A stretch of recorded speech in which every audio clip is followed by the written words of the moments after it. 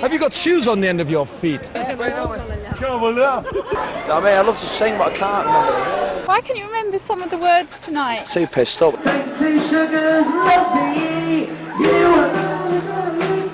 Someone had discovered the joys of crystal meth. I don't know who fucking got it, but it was there, and we all thought it was coke. I mean, when we used to proper fucking wreck things, man, it was total destruction. The whole bedroom went out the window. But we've grown up now since then. It's just mild trashing now. John Lennon used to fucking moon about and doing little mad things and that. Do you know John Lennon? Do you know him? I don't, but do you? Yeah. Well, you must be pretty old. How old are you? 21? No.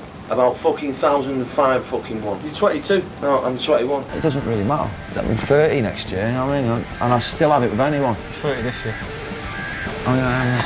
Being portrayed as young hooligans. Do you think that image is fair? What really fucking annoys me about the book will be titled The Happiness of the Homosexual Squirrel. And I'll say, what's that book about? And she said, oh, it's about drug addicts. Just like, what the f? Is it true that you refused to make music for the Train Spotting soundtrack because you thought it would be a boring movie about people spotting trains?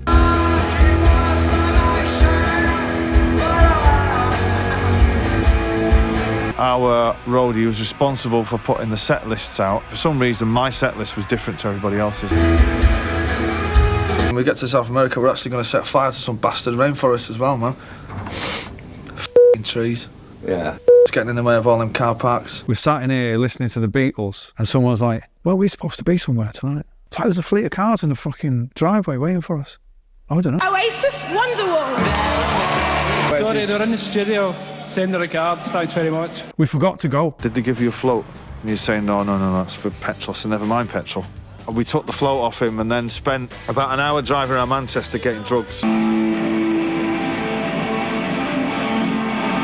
I was taking driving lessons and she said, can you just pull up here?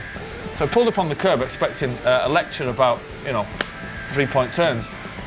A mum came out. She drove me to her house. I'm telling you kids, man, if you're depressed, buy yourself a television, get the nearest hotel, open the window, throw it in the car park. After having a dream in which he never died. That, after having a dream in which he never died, is the makings of a good lyric, which I am going to steal off you, put in a song, and buy myself another swimming pool. A dream, she never died. I called McGee, and I'll never forget this. I said, are you sitting down?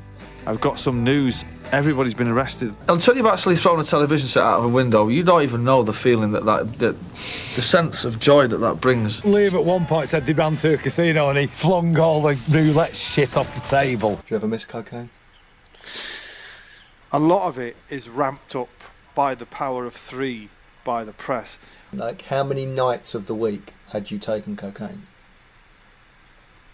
Every night. Funnily enough, on this video shoot, right, it was shot in the middle of summer. It fucking pissed down for 2 days. It wasn't supposed to piss down. We thought we were going to get electrocuted. He's just the boss all the way from the minute go I met him. I thought we were great. I mean, clearly we weren't, because we did get fired. Overexcited, or had you done something to him? No, maybe it's just because he thinks he's hard, he thinks we're up for the fight and that. Right. And he thought, yeah, I'll have this. Well, it was actually because he found out I was sleeping with his girlfriend. Really? Yeah. Was it? Yeah. Nice one. That's your best cure for depression. F the drugs and all that. Go and see the doctor. Tell him Dr. Noel told you. By the way, if anybody's watching from a hotel that we're about to check into, I'll be joking.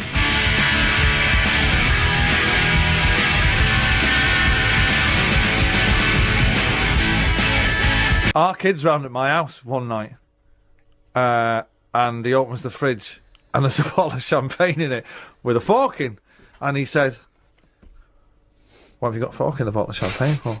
And I said, well, it keeps it fresh. Does it? I said, yeah, it keeps it fresh. And he went, I'm not having it. And I said, that champagne is 2 days old. Still fizzy. And he's like, no way, that's amazing.